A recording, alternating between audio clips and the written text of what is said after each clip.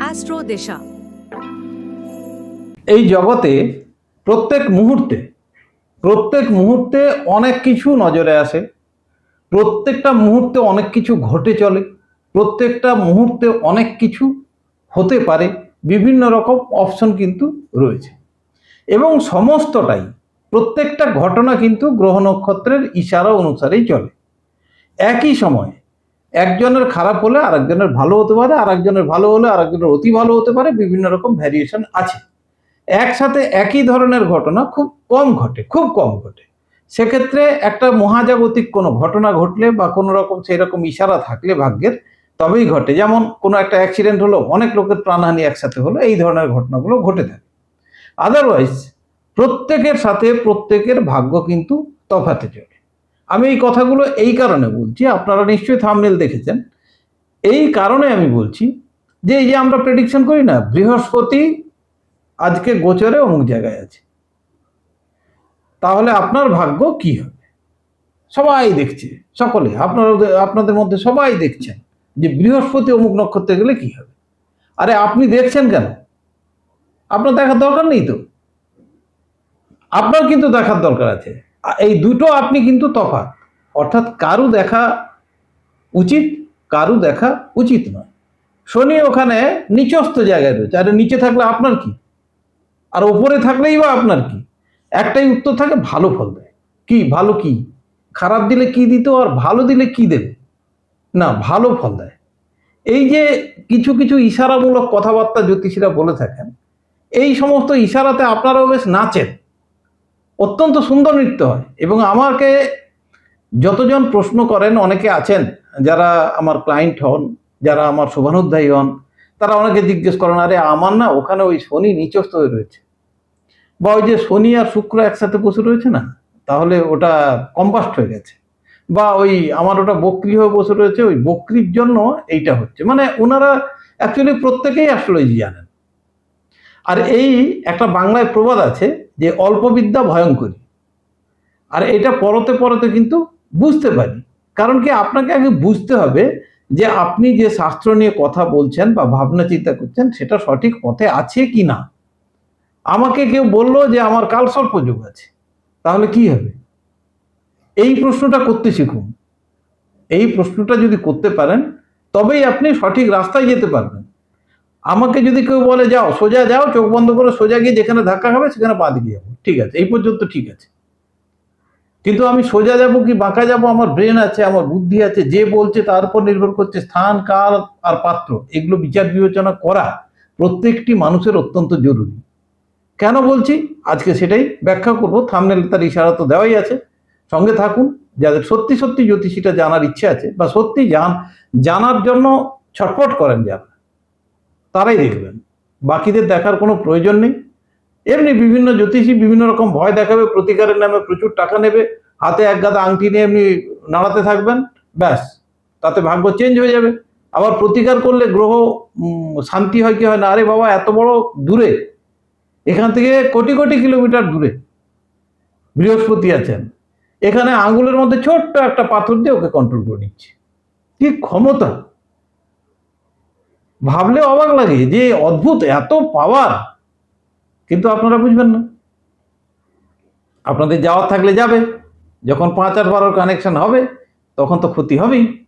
যাক, আর বাড়ালাম না, আপনারা শুনুন আমি শুরু করছি কেন বলছি।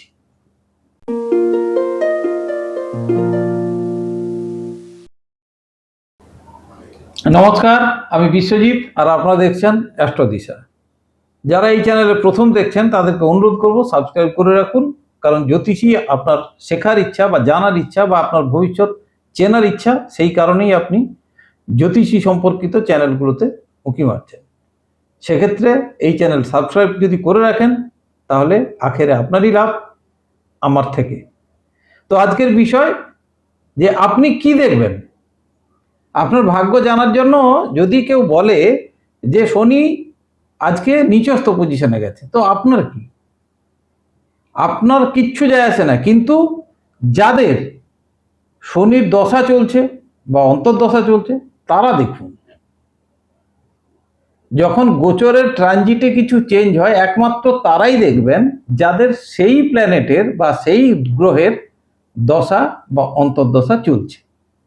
আদারওয়াইজ বাকিদের ওই জিনিস দেখা কোনো মানে নেই। সুতরাং আপনারা দেখাশোনার আগে দেখুন আগে যে আপনার কি দশা চলছে, প্রথম কথা। দ্বিতীয় কথা হচ্ছে কি, যে দশা চলছে সেই দশাপতি আপনার ঠিকুজিতে বা আপনার জন্ম সময়ের কুষ্টিতে সেখানে কোন কোন ঘরের ফল দেওয়ার জন্য অঙ্গীকারবদ্ধ, যে যে ফল দেওয়ার জন্য অঙ্গীকারবদ্ধ শুধু সেই ফলগুলোই সে দেবে তার মহাদশাতে বা অন্তর্দশাতে। 12টা ঘরের ফল কিন্তু দেবেন না। উদাহরণস্বরূপ বলি, ধরুন আপনার শনির দশা চলছে, শনি 12টা ঘরের মধ্যে যে কোনো একটা ঘরে বসে রয়েছে, সেই ঘর এবং তার নিজের দুটো ঘর এর ফল শনি দেবে, এবং শনি যে নক্ষত্রে বসে রয়েছে তার 2 বা 3টে ঘরের ফল শনি দেবে। এইবারে অনেকেই বলেন আমার রাহুটা না ওই এর সাথে ওইখানে কেতুর সাথে কেতুর উল্টো দিকে বসে বুধের সাথে বসে রয়েছে বা মঙ্গলের যে কোনো একটা। আরে আপনার শনির দশা চলছে, আপনি রাহুকে নিয়ে টানাটানি কেন করছেন? যখন রাহুর দশা চলবে বা অন্তর্দশা চলবে তখন রাহুকে নাড়ে চেড়ে দেখুন যে রাহু কি ফল দেবে বলেছিল। তা না করে আমার রাহুটা, আমার বুধটা না রবির সাথে বসে একটা দোষ তৈরি করে ফেলেছে, জানেন তো? আরে আপনার চলছে শনির দশা, আপনি বুধকে টানছেন কেন? যদি বুধের অন্তর্দশা চলে তাহলে বুধকে টানুন, নইলে টানার দরকার নেই। কারণ কি, প্রত্যেকটি জীবন চলে দশা, অন্তর্দশা, প্রত্যন্ত দশা, সুষ্মান্ত দশা, এই ঘটনাবলীগুলোকে নিয়ে। অনেকটা আমাদের দেশের যে সিস্টেম রয়েছে না, যে প্রধানমন্ত্রী, মুখ্যমন্ত্রী, তা পঞ্চায়েত প্রধান, তারপর কর্মীগণ ইত্যাদি, এইভাবে আর কি। দশা প্রধানমন্ত্রী, অন্তর্দশা মুখ্যমন্ত্রী, অর্থাৎ সেখানে যে অর্ডারগুলো আসবে সেই অর্ডার মুখ্যমন্ত্রী পালন করবেন কি করবেন না সেটা ডিপেন্ড করছে ওই সব গ্রহের ফল সব গ্রহ ক্যারি করতে পারে না, তাদের সম্পর্কের উপর ডিপেন্ড করে, তারা সেই ফল দেবে কিনা, সেই পারমিশন আছে কিনা সেটার উপর ডিপেন্ড করে। মানে ধরুন শনির দশা চলছে, শনি 2-7-এর সাথে যুক্ত আছে। 2-7 মানে ব্যবসায় উন্নতি হতে পারে বা বিয়ে হতে পারে ইত্যাদি, আর বিভিন্ন কানেকশন আছে। তো আমি বিয়ে ধরলাম, বিয়ে 2-7 বিয়ে হবে, সাথে 11কে লাগবে। এইবারে অন্তর্দশা দেখা গেল যে বুধের অন্তর্দশা, বুধ 12-র সাথে যুক্ত, 6-এর সাথে যুক্ত, বুধ দেবে না। কারণ কি, এই সম্পর্কটাকে সে ডিটাচ করতে পারবে কিন্তু জয়েন করতে পারবে না, তো বুধের অন্তর্দশায় বিয়ে হবে না। তারপরে এলোকে কেতু এলো, কেতু এসে বললো যে হ্যাঁ আমি 11-র সাথেও যুক্ত আছি, 5-এর সাথেও যুক্ত আছি। তার মানে কেতু বললো যে যেটা শনির দশা, অর্থাৎ 2-7-এর সাথে যুক্ত বলছেন তো, আমি 5-11-র সাথে যুক্ত করে দিচ্ছি, ফলে এই ঘটনাটা আমি ঘটিয়ে দেবো। অর্থাৎ প্রধানমন্ত্রীর নির্দেশ অনুসারে যে কাজটা করার ছিল সেই কাজটা কিন্তু আমি সুসম্পন্ন করব। এইবারে কে করবে? প্রত্যন্ত দশা, তার আবার যে 9টা সেকশন আছে তার মধ্যে যে প্রত্যন্ত দশা সুটেবল এই কাজটা করার জন্য তিনিই করবেন। এইবারে এটা গেল আপনার জীবনের দশা, অন্তর্দশা, প্রত্যন্ত দশা কি কাজ করবে সেইগুলোর নিরিখে আপনাকে সময় ঠিক করতে হবে। তারপর থাকছে গোচর নির্ণয়, অর্থাৎ এই মুহূর্তে আপনার শনির দশা চলছে, আপনি শুধু শনিকে দেখুন, শনির গোচর কি বলছে, শনি কোন জায়গায় আছে, কার নক্ষত্রে আছে, আপনার ঠিকুজিতে কি ছিল, আর এখন সেইগুলো পারমিট করছে কিনা। যদি পারমিট না করে তাহলে ঠিকুজিতে যে রেজাল্ট, ধরুন ঠিকুজিতে 2-6-11-এর রেজাল্ট দেবে বলেছিল, বাট শনি এখন 5-8-12 ইত্যাদি কানেকশন নিয়ে বসে রয়েছে গোচরে, ট্রানজিটে। তো সেক্ষেত্রে কি হবে না, 2-6-11-এর রেজাল্টটা একটু কমে যাবে। কারণ কি, সেটা তো আপনার ডেস্টিনি, অর্থাৎ আপনি পাবেন। কিন্তু যেহেতু শনি গোচরে এখন বাজে জায়গায় রয়েছে, অর্থাৎ আপনার যে প্রত্যাশিত ফল সেখান থেকে বাজে জায়গায়, সুতরাং আপনি এই সময় ফলটা ভালো পাবেন না। আবার যখন ভালো জায়গায় আসবে তখন আপনি ভালো ফল পাবেন। আপনাকে লিমিটেড হতে হবে, অর্থাৎ আপনি কি দেখবেন, কেন দেখবেন, এই সিলেকশন যদি আপনি না করতে পারেন তাহলে কি করে হবে। তাছাড়া আরো একটা জিনিস বলে রাখি, এটা আরো বেশি ইম্পর্টেন্ট। এই কারণে অনেকেই এখনো পর্যন্ত জ্যোতিষী না নন জ্যোতিষী আমি বুঝি না, যে রাশিফল করেই যাচ্ছে। তো রাশি দেখে কি ফল হয়, রাশি দেখে একটা ব্যক্তির ক্যারেক্টারিস্টিক বলে দেওয়া যায়, কিন্তু সেটা তো ভাগ্য নয়। আপনি অনেক পরিশ্রম করেছিলেন, তার ফল এখন হওয়ার সময় আছে। আপনি পূর্বজন্মে এই করেছিলেন, সেই জন্য এই জন্মে আপনি অমুক রাশিতে জন্মেছেন। আরে ভাই, এগুলো এই গল্পগুলো শুনে কি হবে? বাস্তবটা দেখুন। আপনি যে কোনো চ্যানেলে যখন আসছেন তখন আপনার জানার ইচ্ছা যে আমার আগামী দিনগুলো কেমন যাবে। দশা, অন্তর্দশা, প্রত্যন্ত দশা আলাদা আলাদাভাবে, অর্থাৎ কারুর রবির দশা চলছে, সে শনি দেখে কোনো লাভ হবে না। কারু চন্দ্রের দশা চলছে, সে রাহু দেখে কোনো লাভ হবে না। কারু বৃহস্পতির দশা চলছে, সে বুধের দশা দেখছে, কি হবে? কোনো লাভ নেই। আপনার যে নির্দিষ্ট দশা চলছে সেই দশাতে ফোকাস করুন, সেই দশার ট্রানজিটটাকে শুধু ফলো করুন। এবং সব সময় একটা কথা সব সময় মনে রাখবেন, লগ্ন লগ্ন ফল বা লগ্ন থেকেই আপনাকে দেখতে হবে আপনার সঠিক ভাগ্য। আর না হলে গল্প টল্প শুনতে চাইলে আপনি রাশিফল দেখুন না, সারাদিন ধরে রাশিফল দেখুন। রাশিফল তো নয়, রাশির কারকতা। এবং সেখানে এমন কিছু কিছু শব্দ ব্যবহার হয় যে শব্দগুলো সারা বিশ্বে যে কোনো লোককে যে কোনো সময় চোখ বন্ধ করে বললে বলে দারুণ বলছেন। আমি ঠিক এইরকমই। আপনি যে কোনো একটা লোককে বলুন, আপনি জীবনে সবাইকে বিশ্বাস করেছেন, কিন্তু আপনাকে অনেকে ধোঁকা দিয়ে চলে গেছে। আপনি আপনি আপনি সবাইকে বলছি, ভালো লাগছে না? আপনার সবার জীবনে এটা এসছে। কারণ কি? আমরা নিজেদের সত্যিটা দেখতে চাই না। আমরা একটা স্বপ্নের জগতে বসবাস করতে বেশি পছন্দ করি। আমি যে ভুল করতে পারি, আমি যে অপরাধ করতে পারি, আমি ভাবতেই পারি না। আমি সবসময় একটা সিরিয়ালিক জগৎ, যেখানে সেজে গুজে বেশ সুন্দরভাবে আমি বসে থাকবো, সুন্দরভাবে আমার কল্পনা চলতে থাকবে। আর সেইটাকেই মূলধন করে নেয় কিছু সংখ্যক জ্যোতিষ, যারা বলতে থাকে কারো কথা, বেশ সুন্দর সুন্দর গল্প, দারুণ লাগে। আমিও যখন শুনি মনে হয় যেন আহা, কিন্তু পরক্ষণে যখন ভ্রম ভাঙে, আরে কি বলছে, এটা কারো কথা বলে যাচ্ছে, এগুলোর কোনো ভ্যালু আছে নাকি?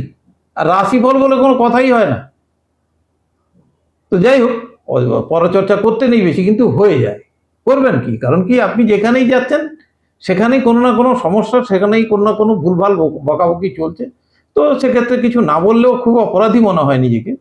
তো যারা এই চ্যানেল দেখছেন তাদেরকে অনুরোধ করব, পারলে সাবস্ক্রাইব করবেন। আর আরও একটা কথা বলি, নিজের দিকে খেয়াল রাখুন। অযথা অর্থ অপচয় বন্ধ করুন। আপনার অর্থ আপনার কাছে থাকলে সেটা যে কোনো সময় ভালো কাজ দেবে। ভণ্ড জ্যোতিষীদের দিয়ে কোনো লাভ নেই।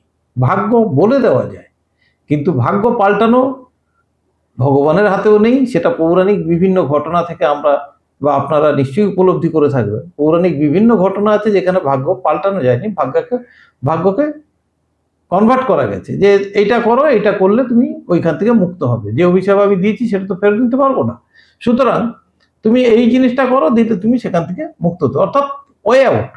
জ্যোতিষী ওয়ে আউট বলতে পারে, কৃষ্ণমূর্তিতে ওয়ে আউট বলা যায়। আপনাকে আমি বলতে পারি আপনি এই জিনিস এখন ভাগ্য আসছে, এগুলো করবেন না, এইভাবে চলুন, এতদিন এইভাবে চলুন, তারপর আপনার ভাগ্য কিন্তু আবার চেঞ্জ হয়ে যাবে, যেটা আমি বলে থাকি।